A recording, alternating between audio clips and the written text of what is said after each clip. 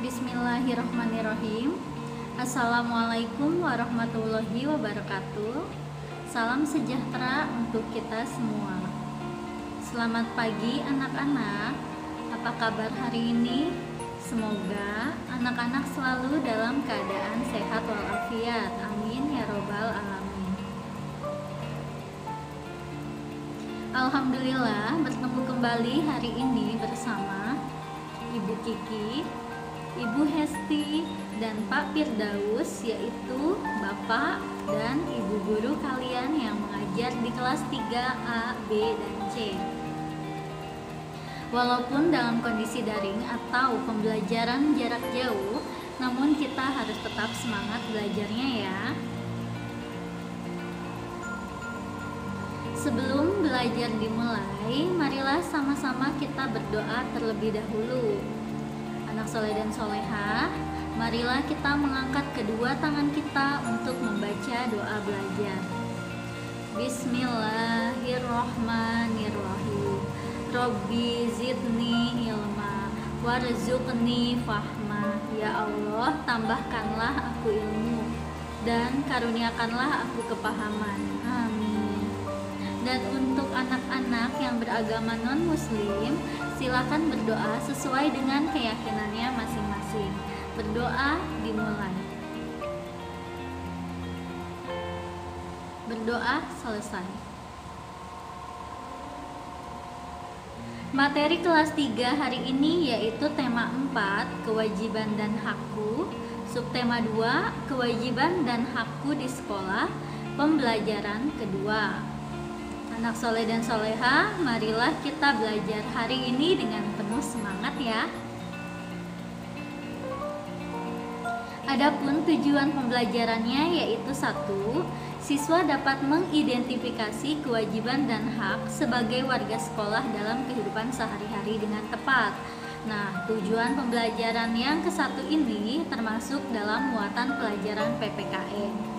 Kemudian, nomor 2, siswa dapat menuliskan ungkapan atau kalimat saran, masukan, dan penyelesaian masalah sederhana di sekolah dengan tepat. Untuk tujuan pembelajaran nomor 2 ini termasuk dalam muatan pelajaran bahasa Indonesia.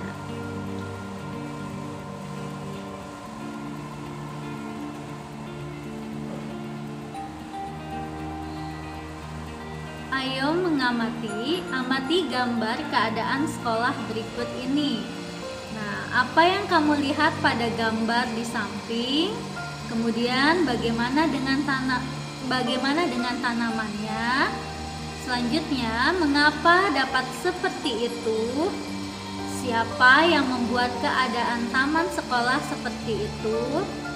Dan bagaimana mereka bisa atau dapat melakukannya? Nah, untuk mengetahui jawabannya, kita baca teks berikut ini. Di sini kita diskusikan dengan teman-teman, kemudian sampaikan hasil diskusimu di depan kelas. Kelompokkan hasil diskusimu menjadi kewajiban dan hak. Nah, di sini ada kewajiban dan hak di sekolah. Pertama, kewajiban, kedua, hak. Kewajiban di sekolah yang pertama, kita harus menjaga kebersihan taman sekolah. Kedua, kita wajib menyiram tanaman yang ada di taman sekolah. Ketiga, kita wajib merawat tanaman yang ada di taman sekolah. Keempat, kita tidak boleh merusak tanaman yang ada di taman. Dan yang kelima, kita wajib mengganti tanaman yang mati dengan tanaman yang baru. Setelah kita melaksanakan kewajiban, kita akan mendapatkan haknya, yaitu pertama, kita akan mendapatkan lingkungan sekolah yang sehat dan nyaman. Kedua, kita akan dapat belajar dengan tenang. Ketiga, kita akan mendapatkan lingkungan sekolah menjadi hijau dan asri. Keempat, kita akan lebih bersemangat dalam belajar. Dan yang kelima, kita akan mendapatkan udara di lingkungan sekolah menjadi segar. Nah, seperti yang Ibu bilang tadi, apabila kita sudah melaksanakan kewajiban kita, maka kita akan mendapatkan hak kita. Contohnya nih, di nomor 1 ini kita menjaga kebersihan taman sekolah, maka kita akan mendapatkan lingkungan sekolah yang sehat dan nyaman ya. Apabila kita sudah melaksanakan kewajiban kita untuk menjaga kebersihan taman sekolah, maka kita akan mendapatkan sekolah yang sehat dan nyaman.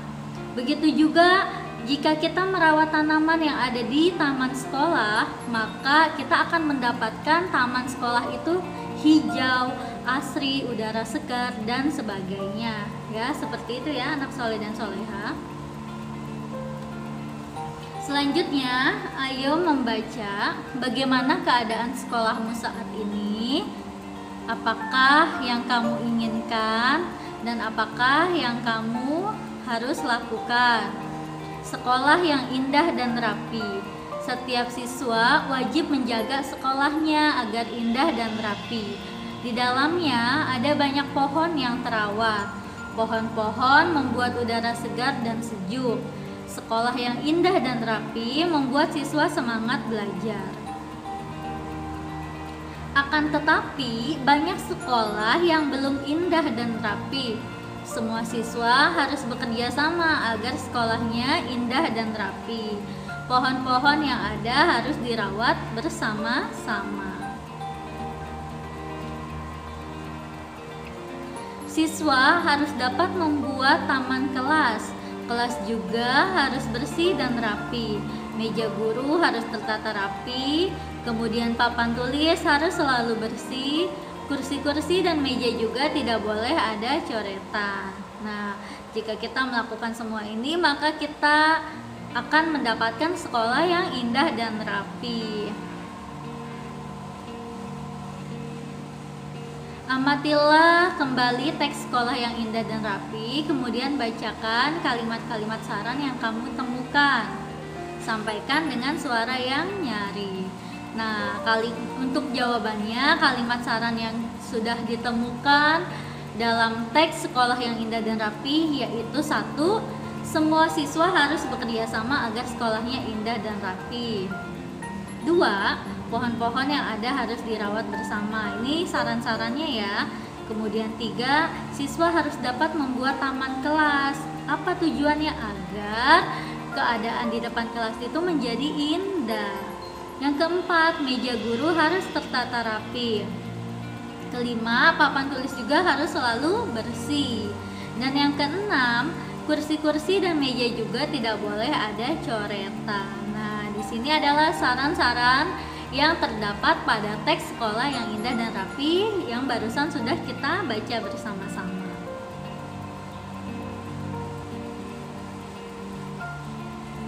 Ayo mencoba.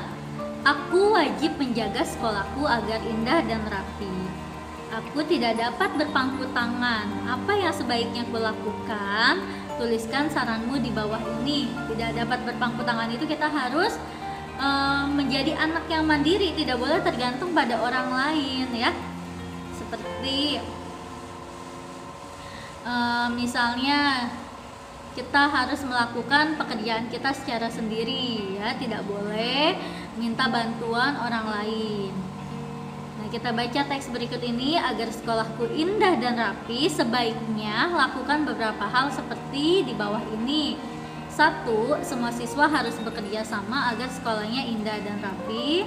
Nah, kerjasama ini sangat dibutuhkan ya, karena kalau kita hanya melakukan sendiri, pekerjaan akan terasa lebih berat dan lama selesainya. Tapi kalau kita melakukannya secara bersama-sama, maka kita akan mendapatkan sekolah yang indah dan rapi secara cepat. Kemudian pekerjaannya menjadi lebih baik. Kedua, pohon-pohon yang ada di lingkungan sekolah harus dirawat bersama. Tidak boleh kita memetik bunga atau daun-daun secara sembarangan. Ketiga, siswa harus dapat membuat dan menjaga taman kelas. Nah, biasanya di depan kelas itu disediakan taman-taman kelas, tanaman-tanaman, tumbuhan-tumbuhan. Maka kita harus menjaganya, membuat daftar piket untuk jadwal penyiraman tanaman. Keempat, di dalam kelas meja guru harus tertata rapi ya. Untuk yang piket biasanya harus merapihkan meja guru, kemudian membersihkan papan tulis dan Menjaga meja dan kursi tidak boleh sampai ada coretan. Yang kelima, selalu membuang sampah pada tempatnya yang telah disediakan. Biasanya di dalam atau di luar kelas disediakan tempat sampah. Maka dari itu kita harus membuang sampah pada tempatnya. 6. Melakukan kegiatan Jumat bersih secara rutin. 7. Melakukan piket kelas secara rutin. 8. Membersihkan saluran air yang ada di lingkungan sekolah. 9. Mengadakan kerja bakti membersihkan lingkungan sekolah. Dan 10. Mengadakan gerakan cinta kebersihan dan kesehatan lingkungan sekolah. Nah, anak soleh dan soleha, dari 10 saran ini dapat kita lakukan untuk membuat sekolah kita agar indah dan rapi.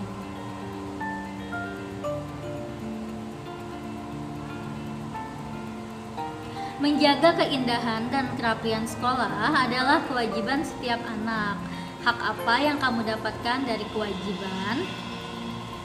Nah, di sini yang wajib aku lakukan dan yang harus aku dapatkan.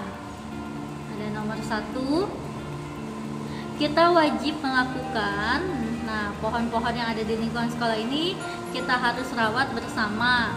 Maka kita akan mendapatkan lingkungan sekolah yang hijau, sehat, dan nyaman.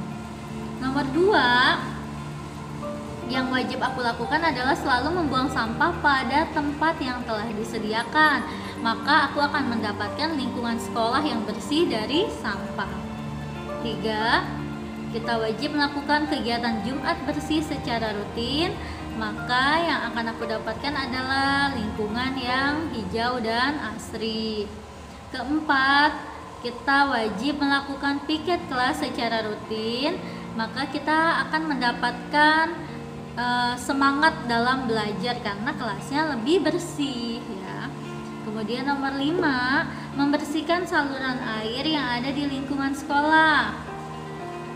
Jika kita sudah melaksanakan itu, kita akan mendapatkan terhindar dari penyakit yang berbahaya karena saluran air yang tersumbat akan menyebabkan banjir, dan jika banjir akan banyak mendatangkan penyakit yang berbahaya.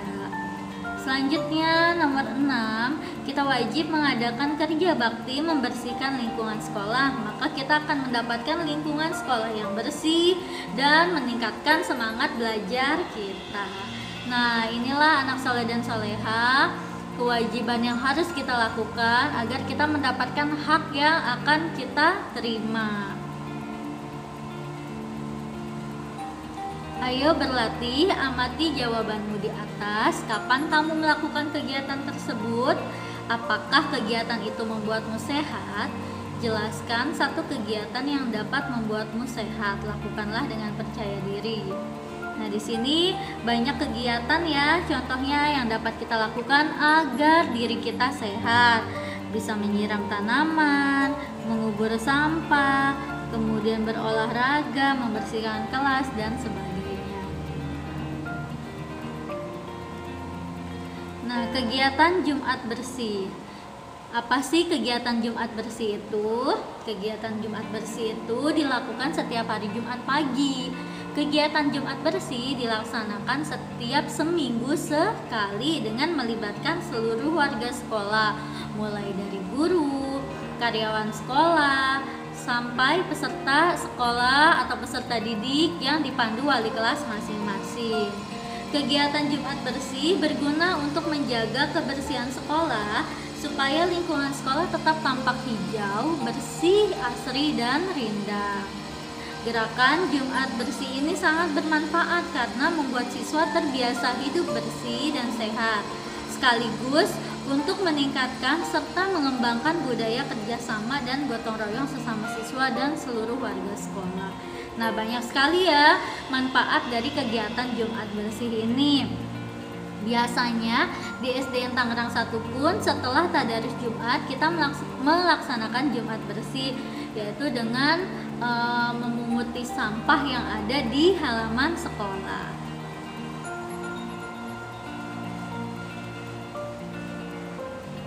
Ayo bercerita, kamu pasti pernah melakukan kegiatan saat waktu luang. Misalnya saat sekolah libur. Ceritakanlah kegiatan di waktu luang yang biasa kamu lakukan. Pastikan kegiatan itu dapat membuat dirimu sehat. Banyak ya contohnya kegiatan waktu luang itu, seperti tadi membuang sampah pada tempatnya, berolahraga, bersepeda, dan sebagainya. Nah, anak soleh dan soleha, sekarang anak-anak keluarkan buku tugasnya, kerjakan tugas yang akan ibu berikan. Adapun tugas yang pertama yaitu bahasa Indonesia.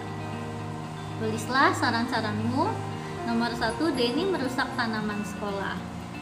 2, Anto membuang sampah sembarangan. 3, Abdul tidak melaksanakan piket kelas. 4, Santi mencoret-coret meja kelas. 5, Alvin memetik daun-daun di tanaman sekolah.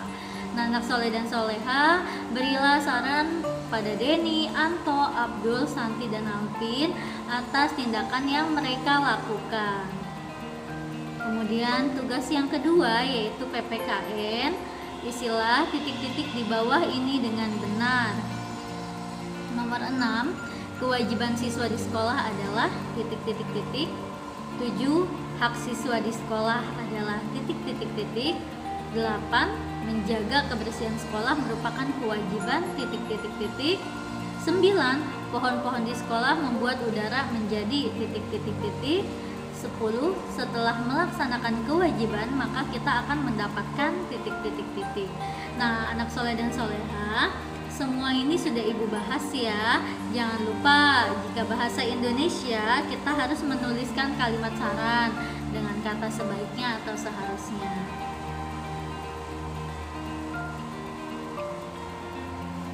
Baiklah anak-anakku semua, materi hari ini telah selesai.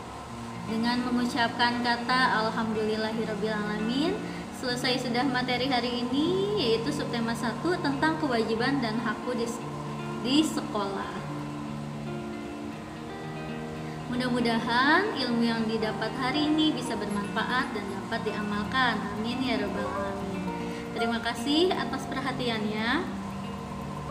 Sampai jumpa lagi di pembelajaran selanjutnya. Wassalamualaikum warahmatullahi wabarakatuh. Salam sejahtera untuk kita semua.